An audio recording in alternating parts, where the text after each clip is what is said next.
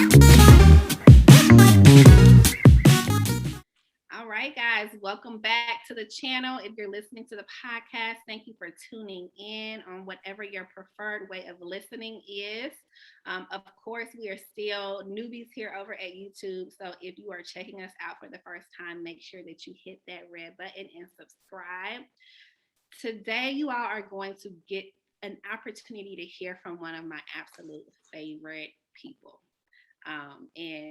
This is a part of our new series called Where They Are Now. So, full disclosure, the guest today is one of my clients, y'all, but she rolled off maybe 2 months ago. And my life just has felt empty without our sessions. Like, I just feel like I'm missing something. So, I'm always trying to find a way to just have our reunion. So, welcome to the show, Jametta. Hey, Alina, glad to be back. I'm here to talk your head off today, Yes. per usual. I mean, I think that I'll just say this. When we first started working together, I was very intrigued by the fact that you even reached out. And I'll say that because you are obviously a little bit older in the sense of season, more experience in your career, in your coaching. Um, very much well known, well established, right? And so, as a new coach, being able to bring you on as a client was just such a privilege. But I have always just been very curious as to how you even like ended up on my doorstep, for lack of a better term. So tell us, like, how did we even meet for real? There is a story. I've been following you for years. I mean, back when your oldest was a baby, and I remember very specifically.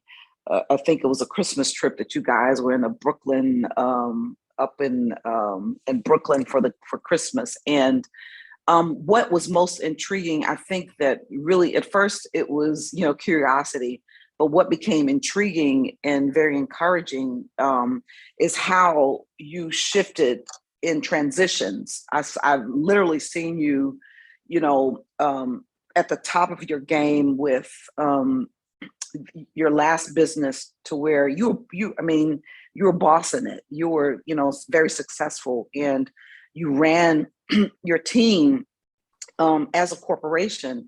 And seeing you in the midst of, handling your family, being a wife, being a mother, and which I am both, and then simultaneously, literally, embodying a business and doing, what you were doing in such a great way that drew people in. I was one of those ones who, drew people in. And I'm one of these people that I don't think that you never have too much that you can never learn.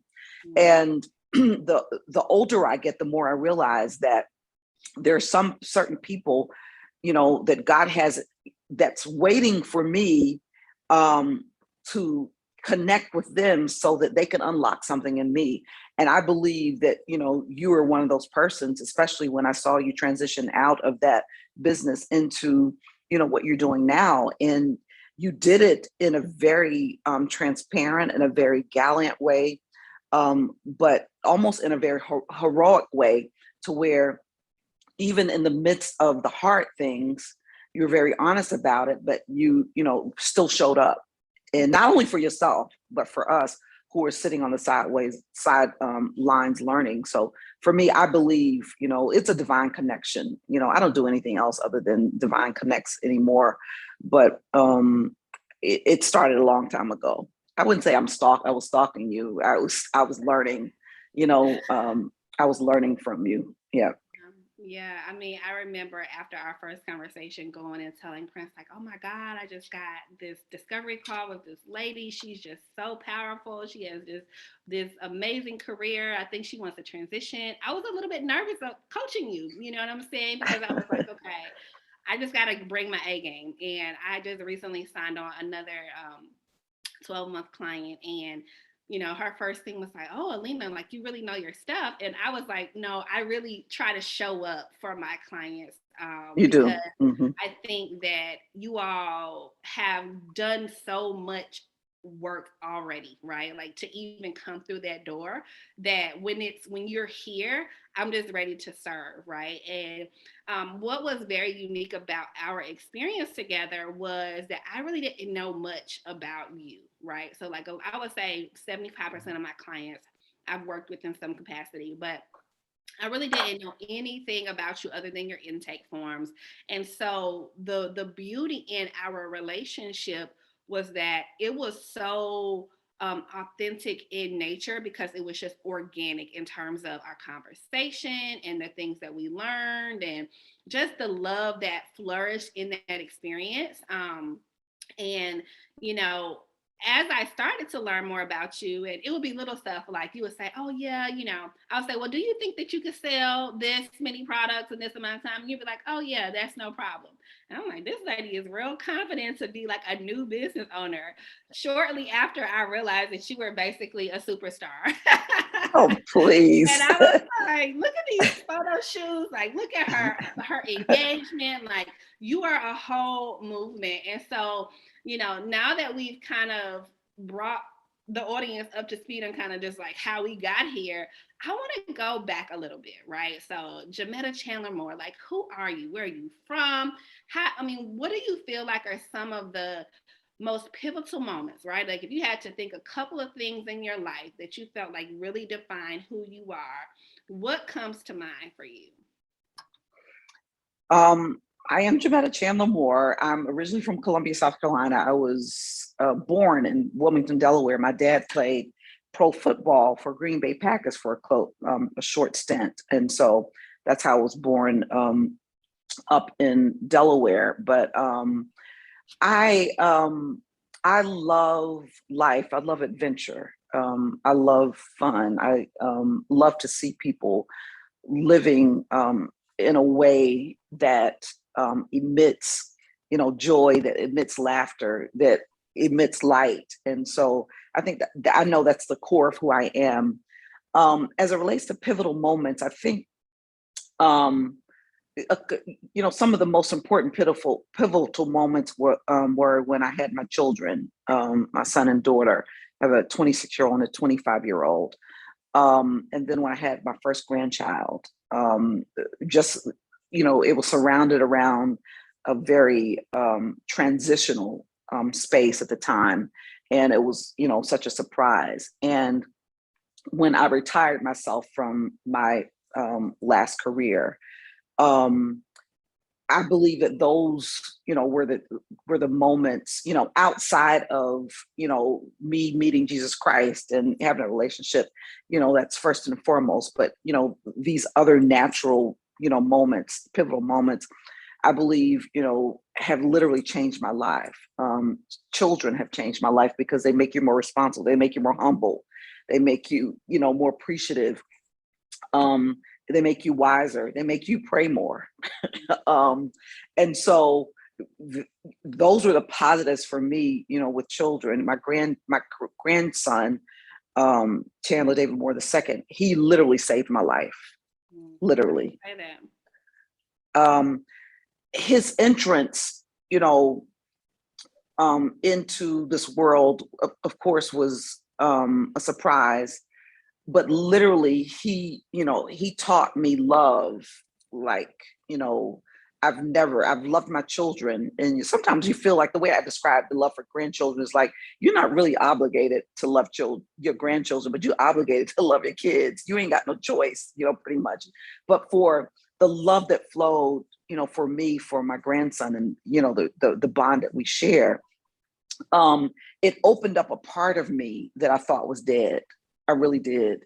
And so he, the boundaries that I set up for love, in every aspect of my life were all broken down because this little gift of mine is, has now, and I raised him for his first 3 years of his life. So he was always with me. But there was, something, about him that really shifted me, to a safer space. And then, love conquers all anyway. You already know that. And so if you're in a space, where you don't feel loved and you're not really giving it the way that you should, you're missing a lot.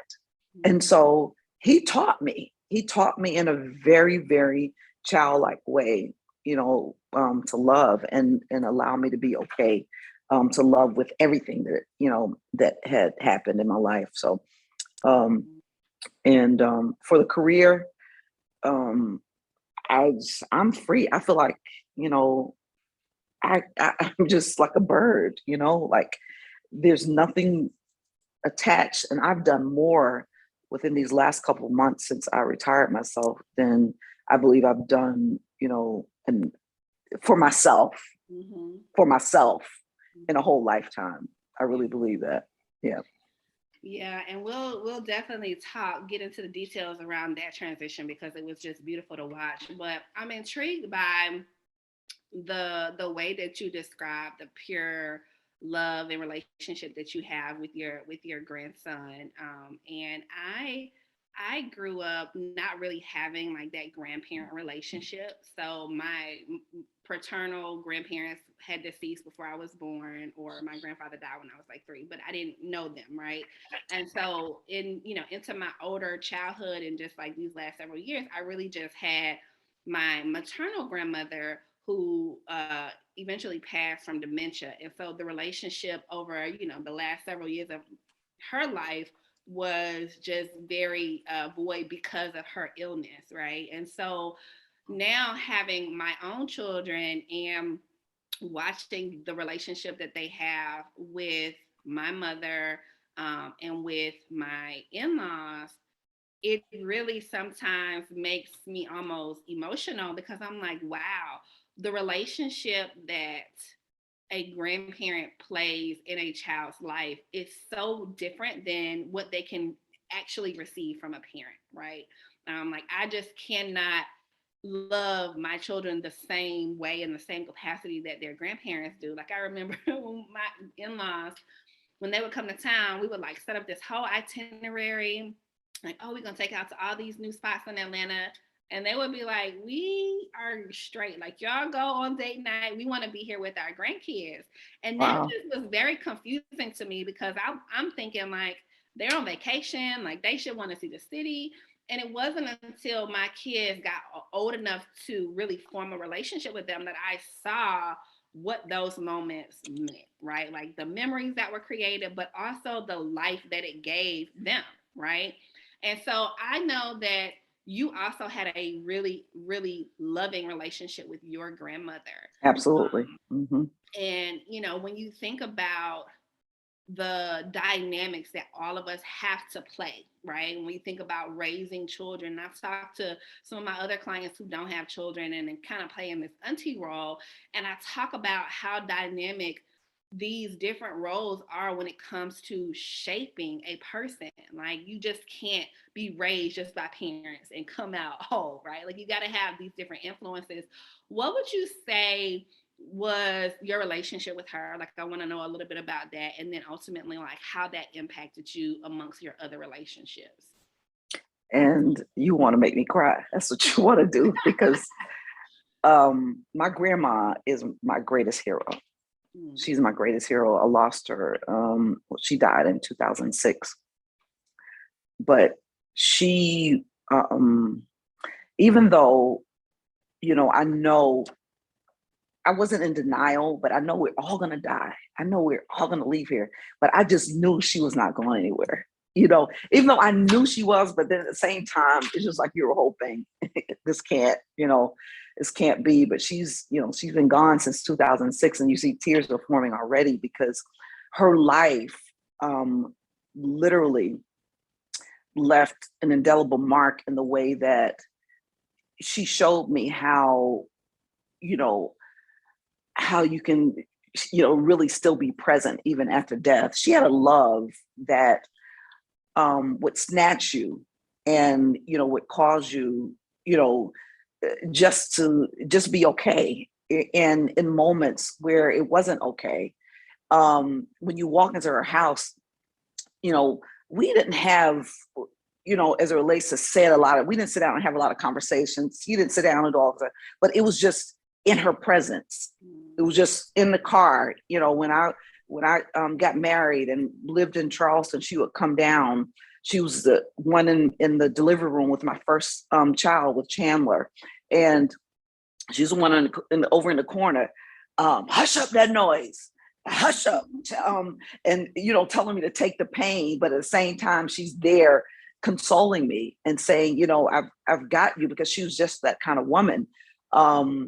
She was the one that I was, pregnant with Chandler, about 7 months pregnant, and she had no license anymore, but drove me 85 miles per hour, down an hour and a half from Charleston to Columbia back to her home.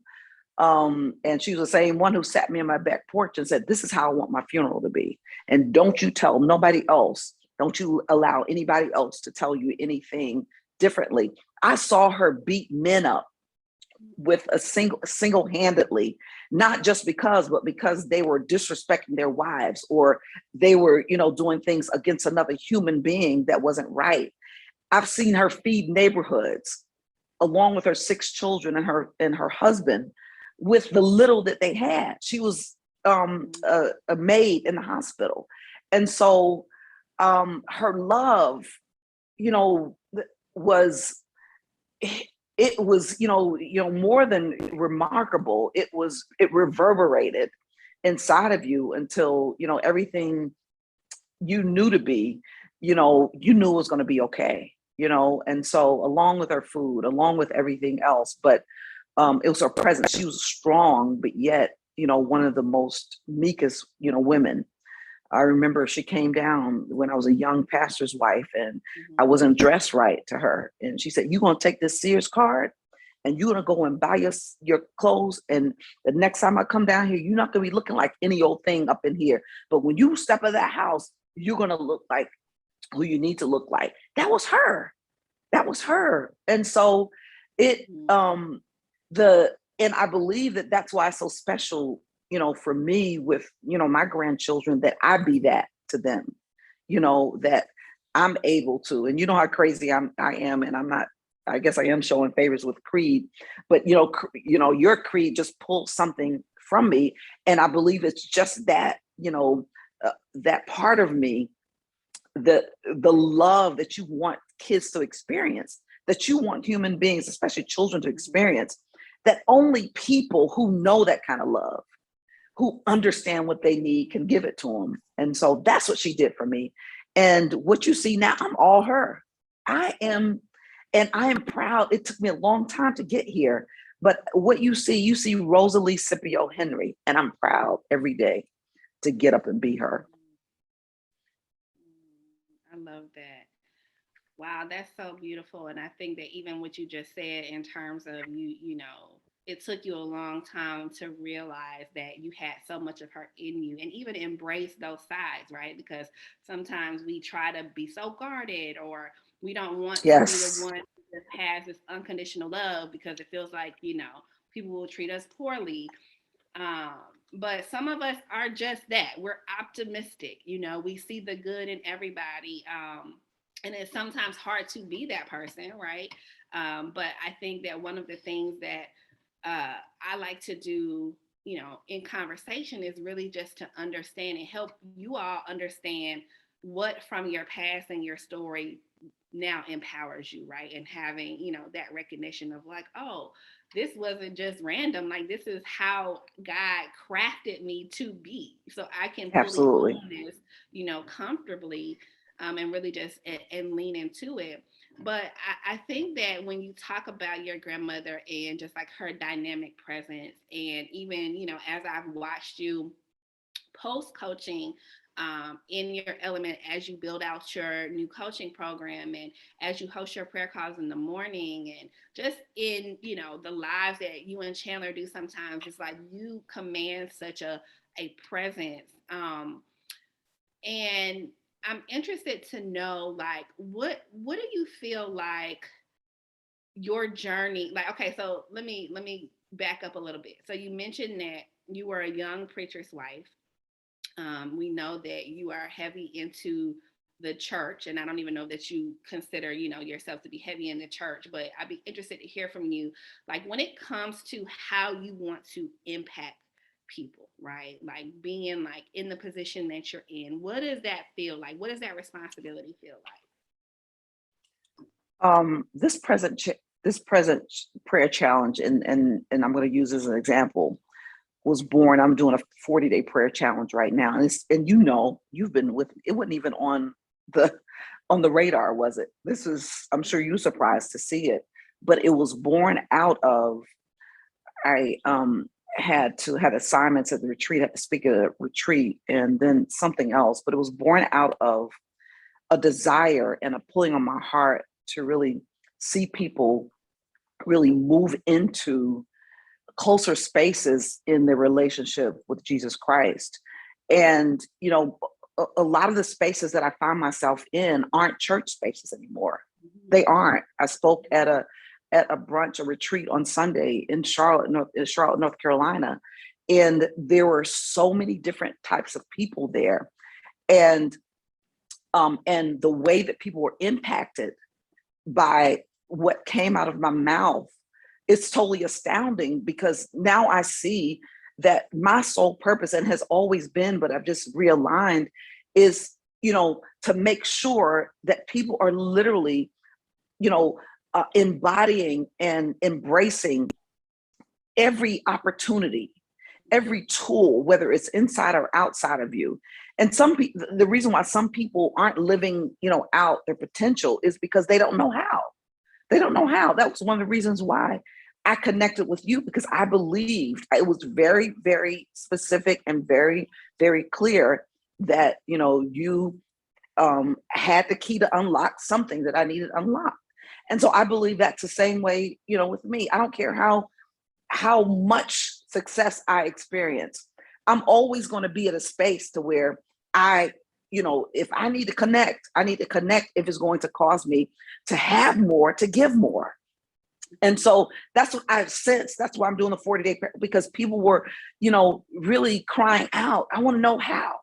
How do I establish, my relationship with God? How do I pray more? How, which way? And because I could not literally individually talk to everybody, I believe that I'm being, my movement now is being set up on platforms to where I could impact, a large amount of people all at the same time, in order for them, to really be exhaustively live in their capacity they've exhaustively been put on this earth to do.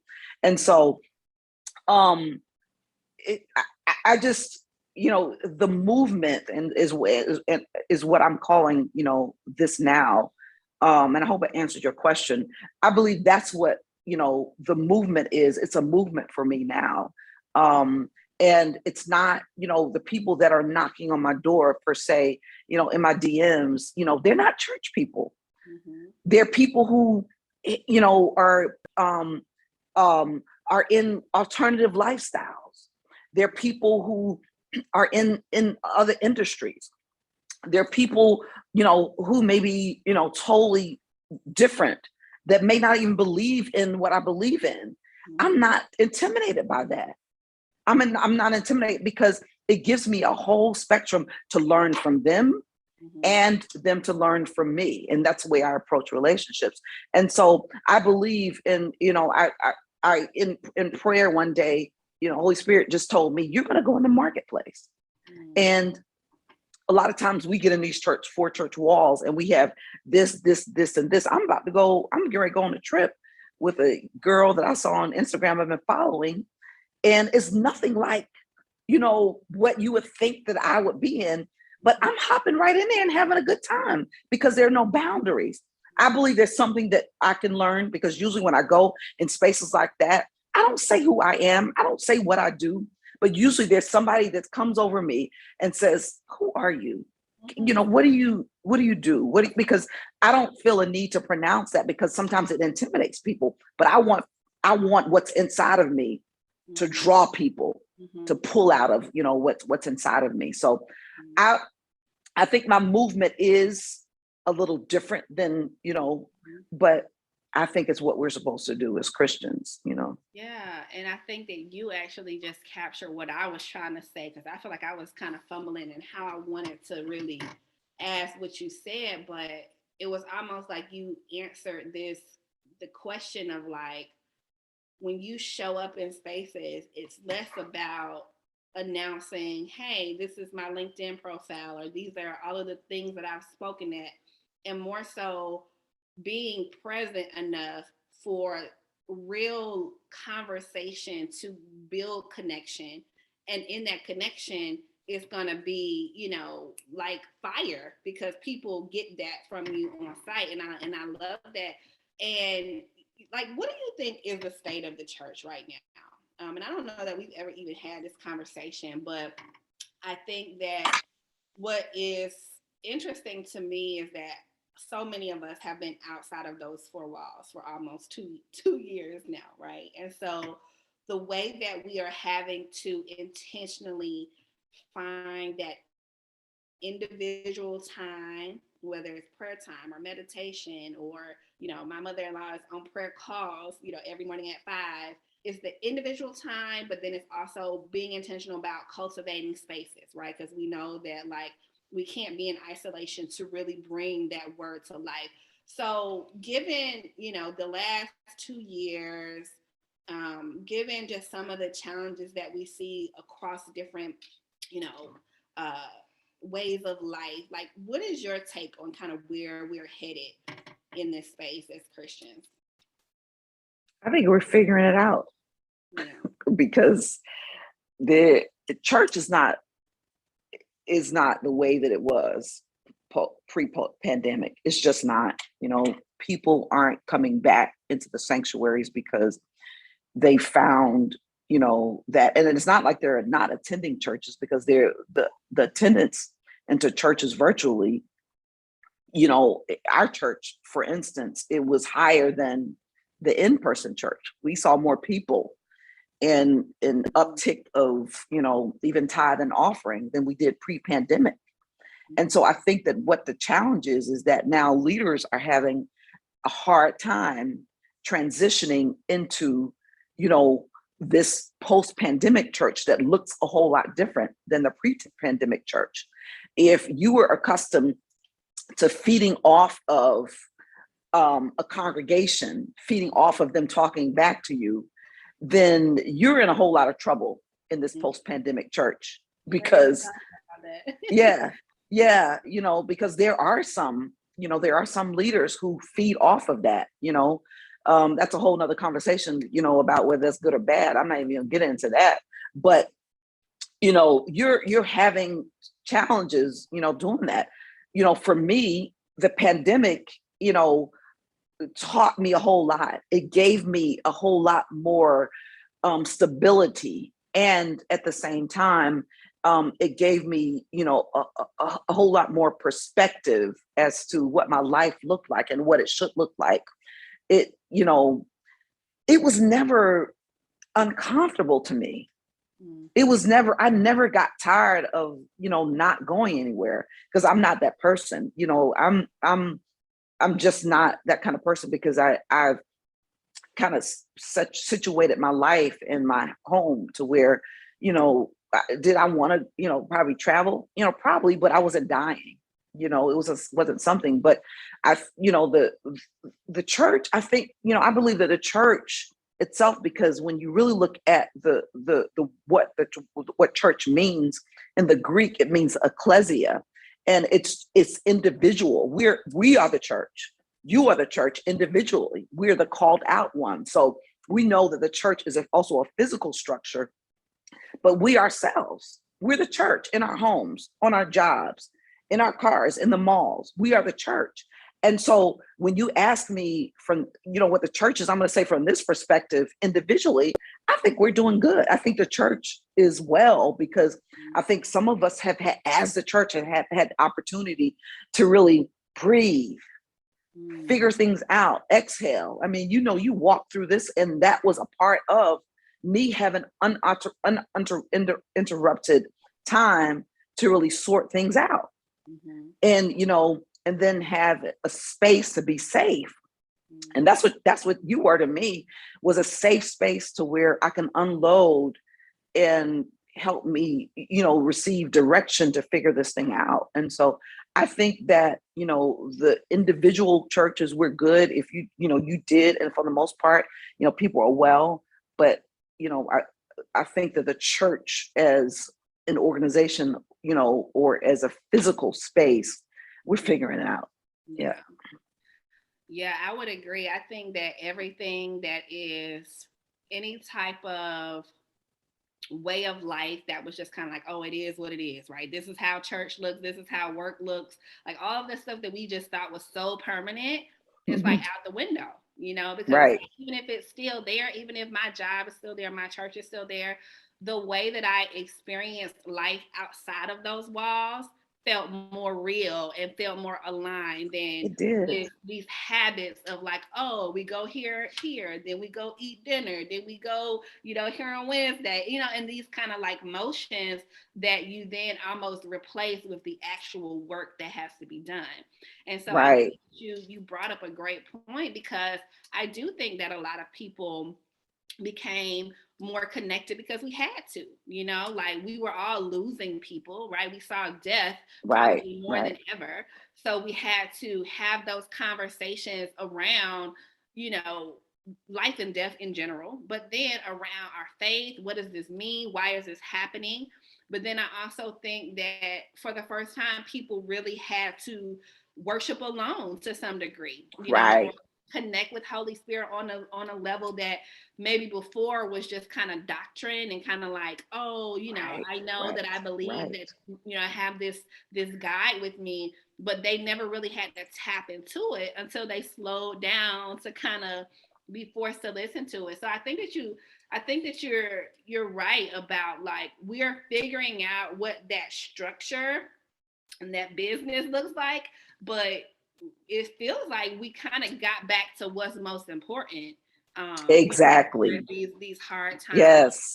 Yes. When you really think about it. But I think that, that was kind of a great segue into coaching, because as a new life coach, right? And by new, I mean like, just forming this actual practice a year ago, some of the things that have come up in conversation is kind of these distinguishing roles between someone having a coach, someone having a therapist, someone having a Bible app, somebody having a small group, and I've had a lot of my friends who are very involved in the church kind of say, well, I don't really know, like, how, like, if Jesus and the Holy Spirit is the one who's supposed to guide me, why would I hire a life coach, right? And why would I work with these different people who are just human to help me do the work? And so, as someone who really has all of those domains in your life, I would love to hear your perspective on kind of how you decided that all of those things had a space in your life. I think I would look at it from the perspective of, because, there are some people who are Christians or in the church that have a problem with therapists, but yet when they sick, they go to the doctor, in their body. And, or when, your car is dirty, most people, there's some people still wash their cars, but the car washes be packed because there's a need. I don't care if you're the bishop or you're the pope, there are some, times in our lives where, we need help, we need assistance. And I think that a coach is the same thing, from when you look at it from the same perspective, you can put that in the same barrel. Yeah, I know God, and I can say this: when I became a life insurance agent, and the man who was at the helm of the company, he was very poor, but he's a multimillionaire. And I remember sitting in one of his classes, and his belief and his the words that he said that framed his world, that caused him to be, they leapt out of his mouth and into my heart. And even though I had the Bible, but it literally shifted me to really believing what I was reading and what I was teaching and what I was preaching. At that point, I felt like they were dormant, but I believe that there, some spaces and sometimes and moments in our lives where we need to be shocked. Like there's some people who heart stops and they got to go and get the shot. But for me, that was a shock. It wasn't that I didn't have a heart. It wasn't that I didn't believe in the word of God, but I needed a shock, to shock me into realizing, what opportunity I have. And I had. And I believe that's what a coach is, for us. It's someone who, you look, and one of the reasons why I don't say, talk about, who I am and, what I've done and, all of that stuff, because I want organic relationships. I don't want you to cheat me. I don't want to be cheated, just because you think that I might not need anything.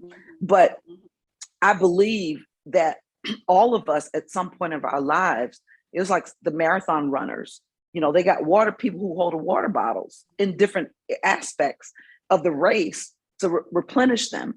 I believe that's what a coach is. We're water girls, water boys, watering, have an opportunity to empower people to water their visions, to water their dreams, and to keep on going. I love that. I love that whole analogy. And so, I mean, now I'm feeling like, I done took the heart machine and shook it up a little bit when I think about your transformation. Absolutely. Absolutely. So I think that, just share with us just your journey, right? So Jametta was a part of, she was actually one of my first 6-month Lifecrafting clients. And so a lot of that extended period, because I think I was doing a lot of 3-month relationships in the beginning just to kind of test things out. But you were one of my longer programs, and the first person that I actually did the empirical data on, right? Which we'll talk about some of your numbers later. But I just kind of want to hear from you, from your perspective, from day one to our last session. Like, what was that like for you? It was beautiful from the beginning, because I'm a very private person. And I've said this to you, I don't, but it wasn't a good private, that's a whole nother story. But, I don't talk a lot about what I'm going through, the things that I'm enduring, and what hurts and what doesn't feel well. But just like I said, the pandemic gave me opportunity, along with, I was in 2 accidents during the pandemic, one in October of last year and another in December. And so not only was we dealing with, that the pandemic isolation, everything that came with it, but I was also in a space to where I was healing, physically, and then also I realized also mentally, because there was so much trauma, that the accident, not only, trauma from the accident, but it also jolted other trauma that I didn't know that, how it was impacting me that much. And so I was shaken, I was a shaker bottle by the time I got you. And I was like one of those bottles, carbonated sodas that you've done shook up. And so by the time I got to you, I was overflowing, I was pouring out. You opened up that top, it was just everything going all over the place. But I never felt, because before, when I've, been very vulnerable, but I never felt naked. I never felt like I needed to run and cover, I never felt like that. And I also, the space that you created was a space that, allowed me, I've said that, to feel safe. And then, to feel like it was okay, to really feel, and to articulate, to allow these words to come out of my mouth, because I think that first session, was that, I've become a water pot now, and I'm okay with it because it's watering my promises. I got a lot of stuff shooting up now, but yeah, it was beautiful, intentionally um, intentionally created space that allowed for you um, to emerge even the raw parts that you weren't even familiar with, because some of the stuff that you saw I wasn't familiar with, and so that's what it was for me. Yeah. And I think that initially one of the big things was, okay, so for those of you all tuning in, we take a state of your life assessment, which basically looks at the various domains in your life. So whether they're spiritual, mental, financial well-being, relationships, just like all of the things that impact the whole moment. And we take score. And one of the areas that you significantly wanted to work on was kind of that work life, and so can you talk a little bit about how you went from kind of this long-term career to ultimately deciding that it was time for you to bust a move? I think a lot of it had to do with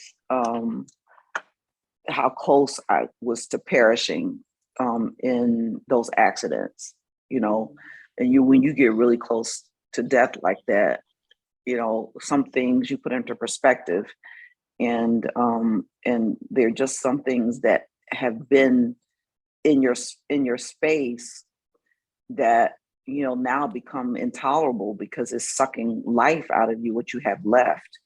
And I had a very successful career, a beautiful team, and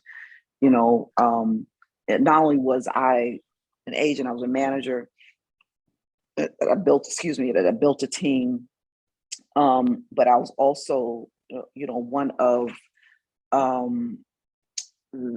what I would say, I guess, a counselor, or one of these wise people that was on the side to the CEO, who always came to me for consult, or needed something, or whatever, and for other people. So my assignment there was multi-layered. It wasn't just, and I knew that. So there were just a lot of things that were happening that in the past I fought for, and I pushed through, and I knew I could stand up for, and but it began to be repetitive. Things didn't change per se, and so could I have stood up? Could I have keep fighting? Could I have kept winning? Absolutely, but I felt at that point it wasn't worth it, because running a team of about 40 people, doing your own individual production, training people, holding meetings, doing all that stuff. And when you do it because you want to see people, win, it takes a lot. Mm-hmm. And I just, at that point, it became too much. And also, I didn't want to do that. I didn't want to, put that much life into it. And I wanted to be free. I wanted to be able to really live out all these other aspects that I know that I've been put on this earth for. And so I made a decision, 3 months after we were in coaching. Mm-hmm. And I want to be clear, because I know I've historically had this reputation of quit your job. That is not. She did not. That is not my MO. I work with a lot of business owners as well as women who work and have no desire to leave. But I think that the work that's done in the program is about, obviously, kind of what is the state of your life, but then we go forward and think about, well, what are the things that I value most, right, in this season? Exactly. How do I make them the priority? And I think, if I remember correctly, some of the things that came up were, freedom of time, right? Like you wanted to have that space to slow down and almost extend what had occurred from the accident, right? Because you at the time were at home and you wanted to be able to have more of that, which I think I'm sure a lot of people can relate to coming out of the pandemic. It's like, oh, wait a minute. I don't want to go back to work and never see my kids or never just walk on the beach. Like you would be like, yeah, I'm headed to the beach. I'm just gonna, do some work out here. I'm like, okay, girl, live it up. So it's kind of like when we have that taste, and then you look around and you see so many people crafting these lives that they don't have to go back, right? It's kind of like they integrate it. You start thinking twice about like, okay, I said I wanted time freedom, right? I think the other thing was like you really wanted to focus on the relationships in your life. So that was like with your kids, with your grandchild. You wanted to reestablish friendships, and Right. being dormant in that space for so long, there was work that had to be done with you around even, okay, I want to go into these spaces without an agenda, and that's hard. Like if you're so used to going to networking events saying, hey, what do you do? But you no longer want to be that person, it's hard to then transition to just showing up and cracking a joke and figuring out what comes next after that, right? So we did a lot of work where we just had to re-script things, and we had to practice like, okay, when you get to this brunch, what are you going to say?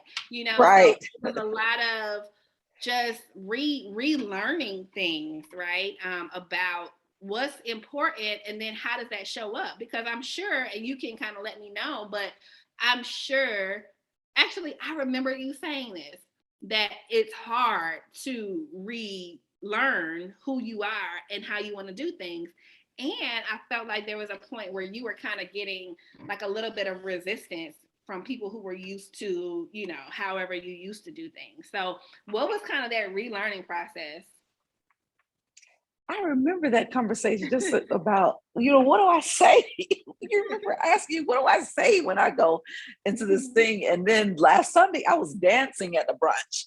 Yes. So I'm every woman. I would have never done that. Like, who am No, I? no. And I was, so that's, I forgot about that conversation.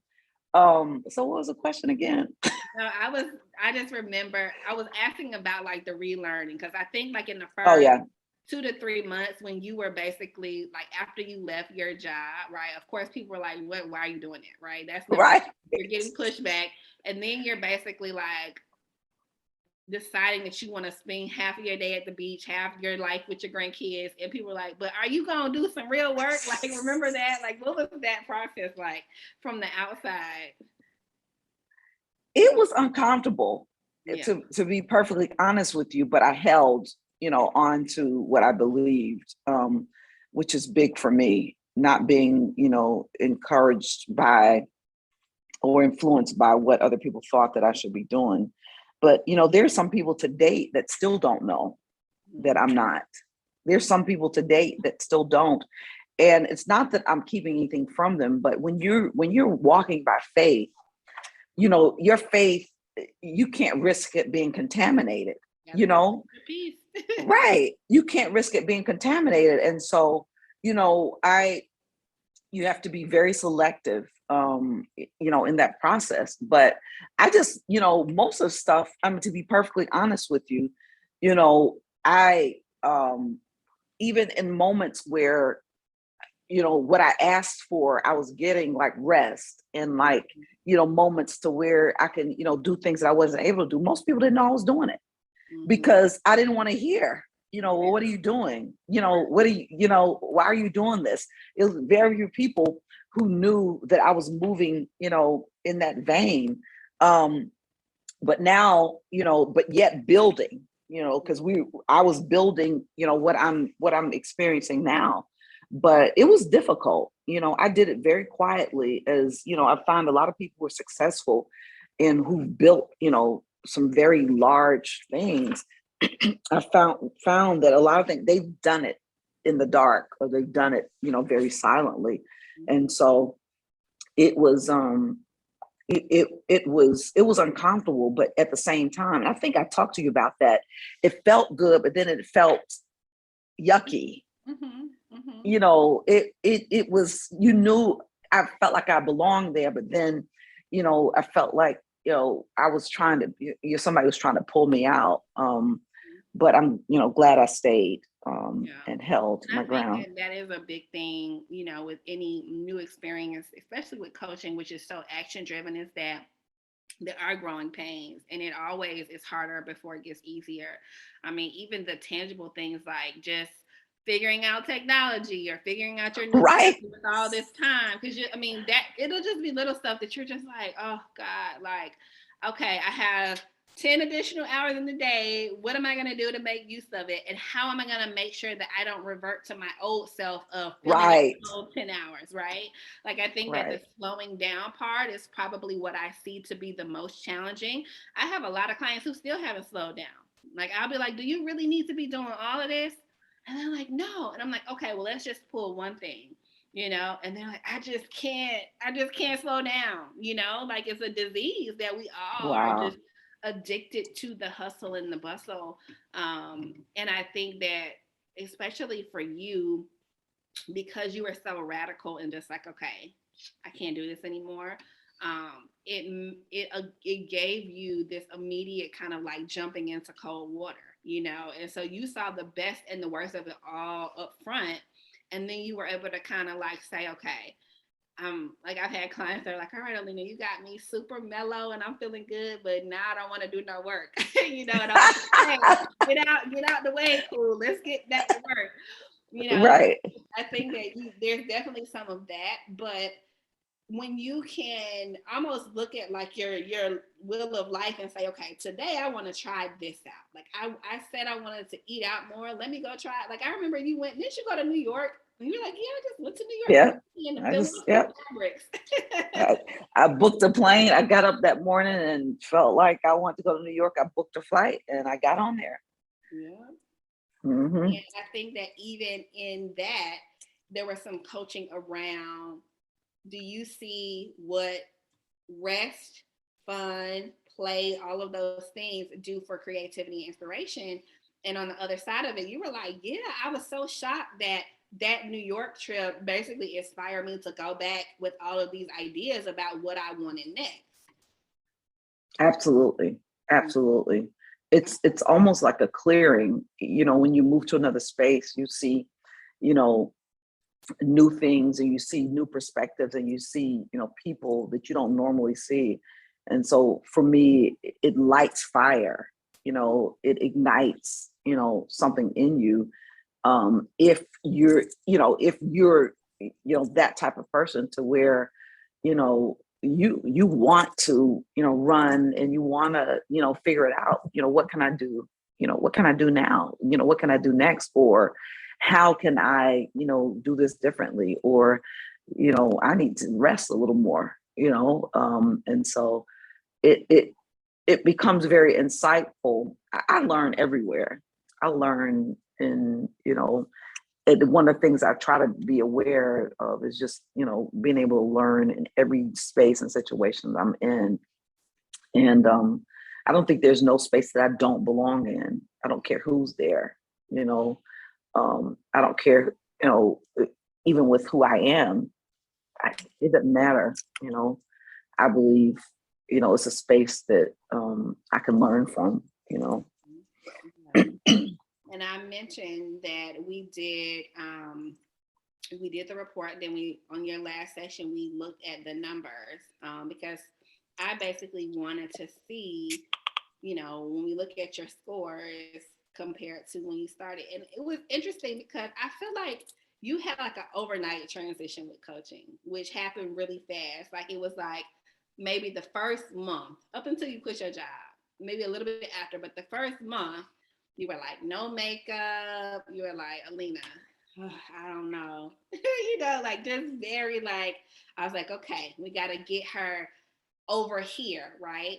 But it was just a very much like internalization, but also just like freeing. Like I remember in our first conversation, I think I said like I feel something is just like stuck right here. Like whether it's your voice or like your feelings, but something needs to come out. And then ultimately, when it came out, like, hey, I just can't do this anymore. And you text me, and we kind of went back and forth, like, okay, that's it. And maybe like 2 sessions after that, you like earrings, 5 different pair of glasses every week, whole new wardrobe. I'm like, come on, girl. So that was data, right? So it's like the wardrobe changed, the makeup, the lipstick, like all of that changed through the screen. But then there were just like the raw score. So like financial well-being was the lowest. That increased significantly. There were like 3 or 4 domains that you had like perfect scores in. Like you felt like just in a great season. So hearing those scores, like how was that affirming for you, or what did that do for you, even though you lived those 6 months? Just to see or just to hear, in black and white, the empirical, change or the results or, that stuff. I have a background in psychology and I know, how it impacts. It was, for me, it just kissed this whole, gave me a big old juicy kiss, on, on my lips just for, what the work that I did. And I'm just so grateful that I was open enough, to say, hey, help me. I need help,